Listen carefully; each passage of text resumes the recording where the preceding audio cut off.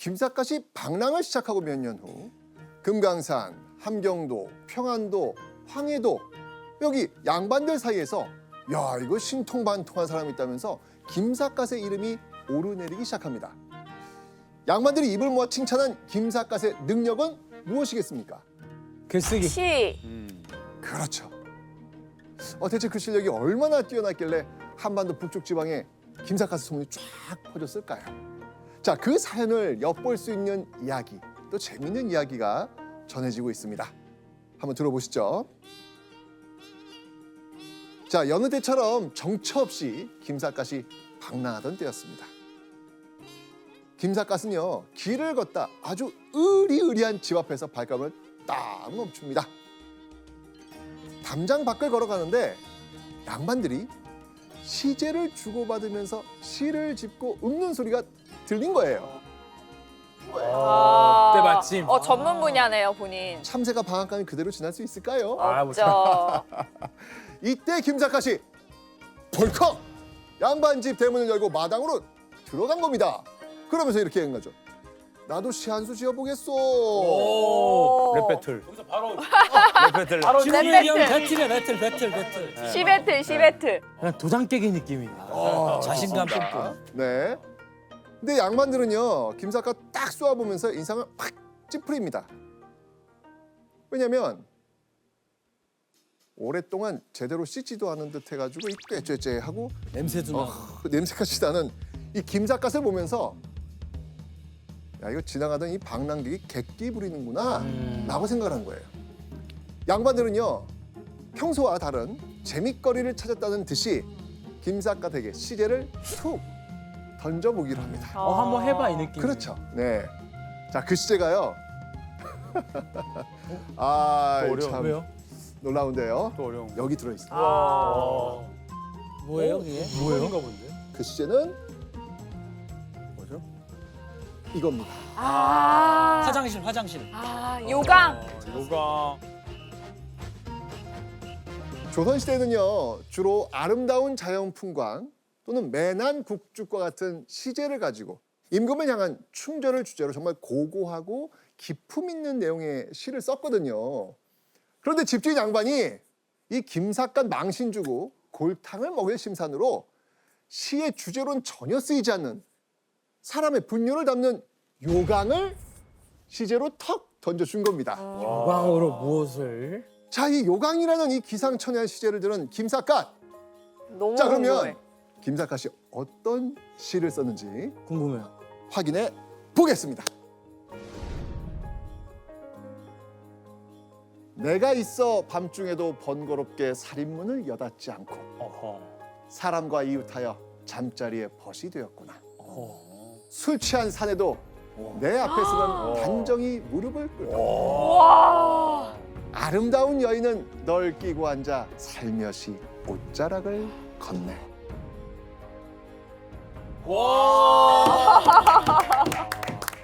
이 세 번째 줄 표현에서 와, 그렇네요. 술 취한 사내도 내 앞에서는 단정히 무릎 꿇고. 와. 그렇죠. 단정하게 꿇어야죠. 그러니까 양반들은 놀리려고 골탕 먹이려고 이런 시제를 던졌는데 이걸 저렇게 아름다운 시로 딱 내니까 얼마나 놀랬겠어요. 그죠? 그러니까요. 천재. 천재다. 너무 표현들이 더 멋있다. 그러니까 김삿갓은요 남들과 다른 시선으로 요강을 본 거예요. 김삿갓은 이 요강을 냄새나고 더러운 것으로 보지 않은 겁니다. 김삿갓의 시에서 요강은요 아주 신묘한 물건이 된 겁니다. 그 조선시대 양반들은 가문과 채통을 상당히 중요시 여겼습니다. 그런데 김삿갓은 금기시되던 요강을 이제 그 시제로 삼아서 이제 시를 이제 탄생시킨 것이죠.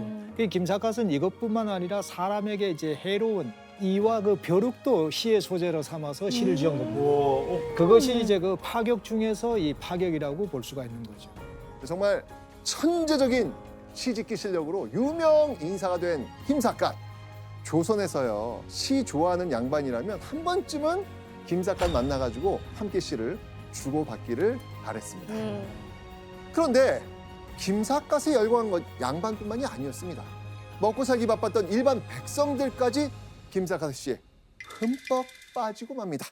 그 이유가 있습니다. 이걸 보면서 알려드리죠. 어떤 게 있지? 사대부의 여인네를 우리 할아버지와 아버지 사이에 눕혔으니 할아버지께 붙일까 아버지께 붙일까.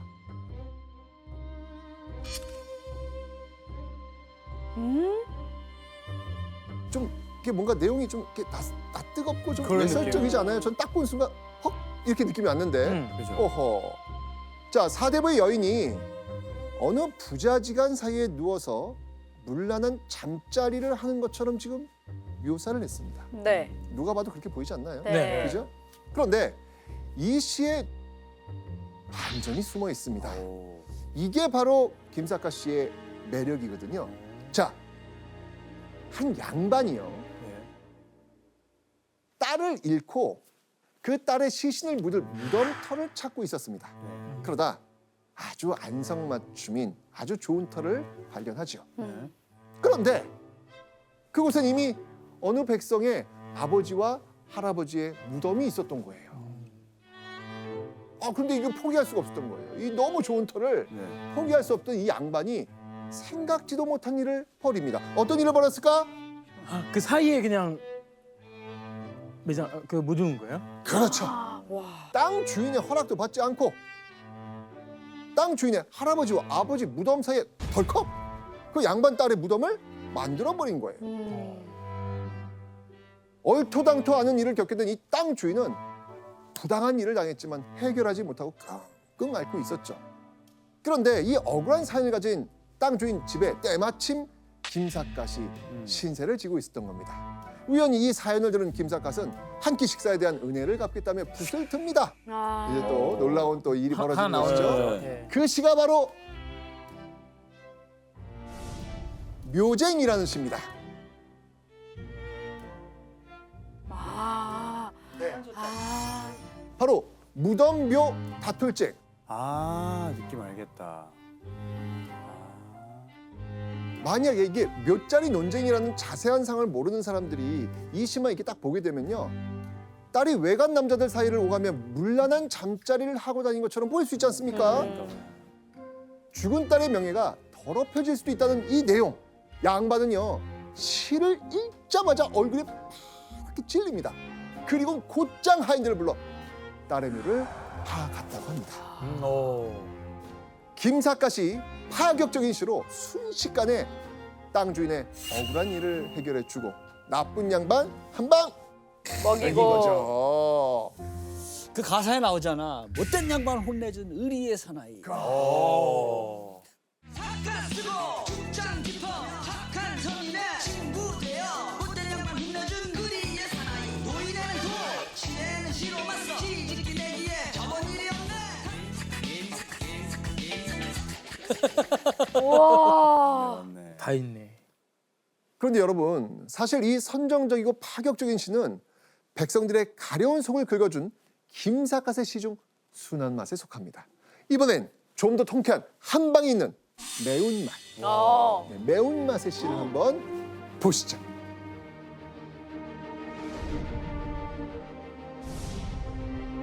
타고난 성품 충직하여 밥 주는 이 잘 섬기고 부르면 오고 물리치면 가고 시키는 대로 하는 꼬리를 흔들며 앞으로 와 사랑을 독차지하다가도 나무라면 물러나 고개 떨구고 꾸지람을 달게 받네. 딱 보면은 강아지 내용 강아지잖아요. 같긴 한데. 신기하다. 자, 내용을 언뜻 보면 충성심이 강한 개에 대한 시인 거였죠. 네. 그죠? 자, 그런데요. 백성들은 이 시를 보고 열광을 해요. 열광을 해요, 이 백성들은. 어디를 보고 열광하느냐. 이 시의 마지막 줄. 아. 이 마지막 줄을 보고 김삿갓이 열광을 합니다. 자, 과연 마지막 줄엔 어떤 게 나올까요? 능력 없이 자리만 차지한 신하가 도리어 부끄럽네. 자, 이 말은 무슨 말이냐면 능력 없는 벼슬아치는 개보다도 못하는 거예요, 지금. 와. 부끄러운 줄 알아야 되는데 그 부끄러운 것도 모른다는 얘기예요. 이 능력 없는 이 벼슬아치들이 당시 탐관오리의 횡포에 먹고 살 길이 팍팍했던 이 백성들의 불만은요 하늘을 찌를 듯 높아졌지만 감히 양반들 비판할 수 있었을까요? 없죠. 없죠. 없었죠. 근데 김삿갓이 이런 백성들의 답답한 속을 뻥 뚫어주던 양반들의 행태를 저격하면서 충직한 개만도 못하다라고 비판을 지금 하고 있는 겁니다. 대박이다 진짜. 자, 그리고요. 글을 모르는 백성들을 위해서 뛰어난 글솜씨로 폐단을 적나라하게 고발하는 고소장을 써서 탐관오리를 아주 홈줄 내주게 와. 했죠. 와. 이러니 백성들은 김삿갓이 주막에 오면 술값도 받지 않고 대접할 정도였고요. 심지어는 그가 떠날까 봐 걱정까지 했다고 합니다. 그래서 김삿갓을 시인을 넘어 조선의 영웅이라 칭송하는 이야기까지 전해 내려오는 거죠. 어느 순간 김삿갓의 소식이 뜸해지더니 흉흉한 소문까지 돌기 시작합니다. 바로 김삿갓이 죽었다는 겁니다. 백성들은 믿을 수 없는 끔찍한 소식에 가슴 아파하죠. 그리고 김삿갓의 생사를 확인하기 위해 한 가지 묘안을 생각해냅니다. 여기서 문제 나갑니다. 백성들이 김삿갓의 생사를 확인하기 위해 쓴 방법은 무엇일까요? 아, 정답. 그 전국에 그 삿갓 파는 업체에다가 다 얘기해요. 김삿갓이 와서 사갔냐. 오답. 자, 벽보에다가 운을 띄워줘. 시제를. 진짜? 운을 띄우면 그걸 쓴 시가 있을 거 아니야. 네. 그러면 김삿갓다운 시가 나올 거 아니야. 정답. 오! 맞습니다. 아 진짜요? 그러니까 김삿갓의 생사가 궁금했던 사람들은요 큰 길에 편말을 받고 시제를 써놨습니다. 참새가 방앗간을 못 지나치듯이 김삿갓이 살아있다면 이 시제를 보고 그냥 지나치지 않을 거라고 생각을 했던 것이죠. 자, 그러면 사람들은요 어떤 시제를 편말에 적어 두었을까요? 곡풍방월, 굽은 바람과 네모난 달. 사람들은 이 시제를 편말에 적어두고요 김삿갓이 지나가길 기다립니다. 하지만 몇 날 며칠이 지나도 누구도 글을 남기지 않았습니다. 이게 쉬운 시제가 아니잖아요. 그렇게 한참이 지난 어느 날 사람들은 깜짝 놀랍니다. 이것 때문에. 뭐야? 누가 써놨어?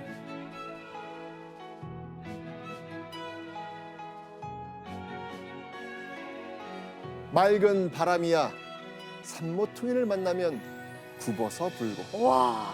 밝은 달이야 창을 통해 비치면 네모나지. 와. 김삿갓이 편말에 시를 남기고 간 겁니다. 예술이다. 와. 바람이 굽어진다거나 달이 네모날 수 있다 없다? 없다. 그거 없잖아요. 이해가 안 됐는데. 하지만 김삿갓은 상식을 뛰어넘어가지고 세상과 자연을 감각적으로 표현한 겁니다. 야, 와.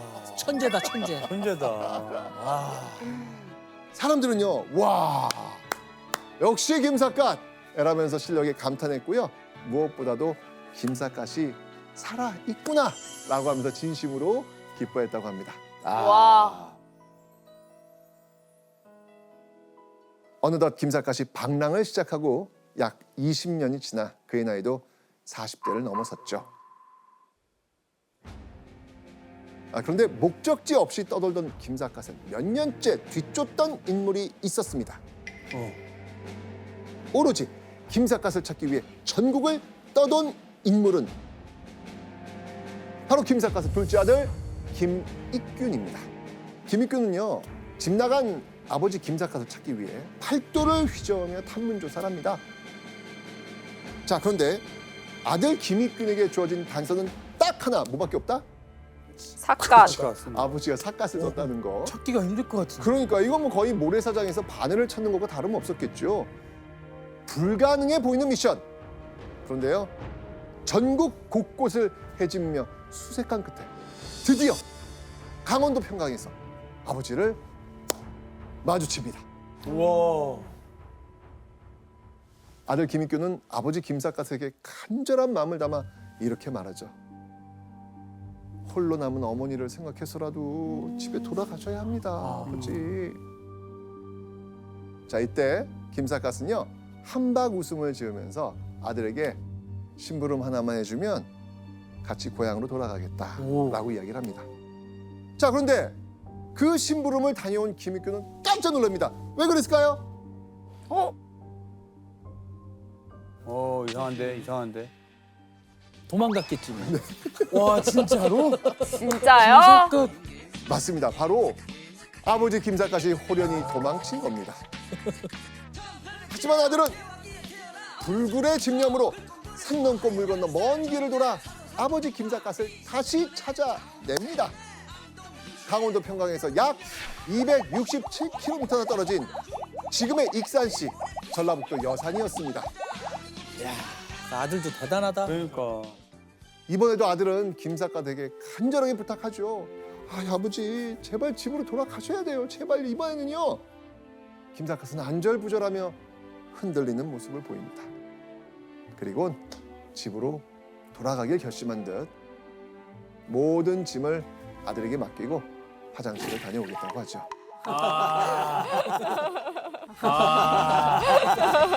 진짜 김삿갓. 아니, 진짜. 독특하시다. 화장실도 거기 옛날에 멀었잖아. 네. 그렇게 수수밭 사이로 유유히 사라진 김삿갓. 아들은 짐을 지키면서 한참 동안 아버지를 기다립니다. 하지만 수수밭에서 김삿갓은 돌아오지 않습니다. 안 되겠다. 아버지 김삿갓이 또 아들을 두고 도망친 겁니다. 아니, 교수님, 김삿갓은 왜 이렇게 자꾸 아들을 피해서 계속 도망치는 거예요? 아들을 따라서 집으로 가게 되면 아마 서당 훈장 노릇을 했을 겁니다. 근데 그 당시에 양반 신분을 산 이제 그 서당 훈장들이 양반 같지 않는 양반이 이제 양반 행세를 하거든요. 차라리 저렇게 살 바에는 도돌이 방랑신으로 살길 원했던 것입니다. 자, 그날 이후 김삿갓의 아들은 자취를 감춰버린 아버지를 더 이상 찾을 수 없었습니다. 그리고 조선을 유랑하는 아버지의 이야기를 간간히 전해 들을 뿐이었죠. 자, 그렇게 1866년 김삿갓의 아들 김익규는 아버지 김삿갓에 관한 놀라운 소식을 듣게 됩니다. 근데 1866년이면 제가 알기로는 63년에 돌아가셨거든요. 그러니까 돌아가셨다는 소식을 그때 접한 게 3년 뒤에. 맞습니다. 맞습니다. 김삿갓이 이미 3년 전 1863년에 전라남도 화순에서 56세의 나이로 세상을 떠났다는 겁니다.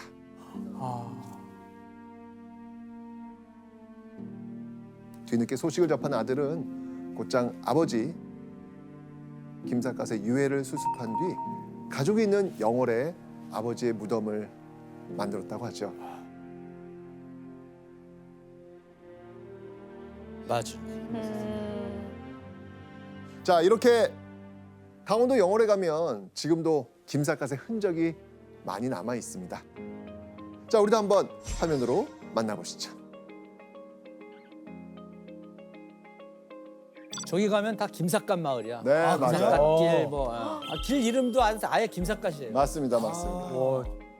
오, 저렇게 해놨네. 와, 오. 뭐야 저거? 뭐야? 살고 있어요? 집이에요?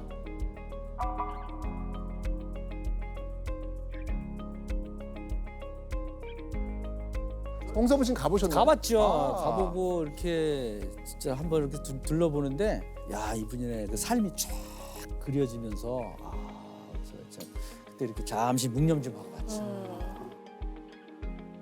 영월에서는요, 김삿갓을 추모하고 알리기 위해서 매년 9월 김삿갓 문화제를 열고 있습니다. 축제 중에는 방랑시인 김삿갓처럼 멋진 시를 써볼 수 있는 한시 100일장도 열린다고 하니까요. 한번 참석해 보시면 재밌을 것 같습니다. 그 영월 하니까 생각이 났는데 단종 문화제라고 영월에서 했었는데 네네네. 제가 그 홍보 영상을 촬영한 적이 있어요. 아, 진짜? 그래서 제가 단종으로서 네. 그 역할을 해서 단종을 하셨다고요? 전혀 안 어울리는데. 힘센 단종. 올해는 영월에서 조선의 아이돌이었던 김삿갓의 흔적을 찾는 역사 여행을 해보시는 건 어떨까요?